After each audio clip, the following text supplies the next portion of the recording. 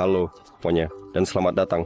Dalam video ini, saya tuh akan menunjukkan kepada Anda cara menginstal aplikasi untuk speaker BOSE SoundLink Color II di perangkat iOS Anda. Anda harus mulai dengan membuka App Store dan sekarang pergi ke pencarian.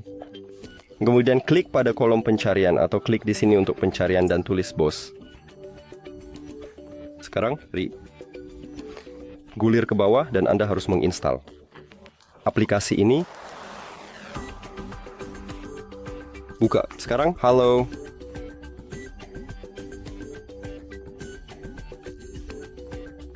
Halo. Setuju lewati. Dan kita berhasil. Terima kasih telah menonton video ini. Jika Anda merasa ini bermanfaat, silakan pertimbangkan untuk berlangganan saluran ini dan beri suka pada video ini. Ini sangat penting bagi kami. Sampai jumpa.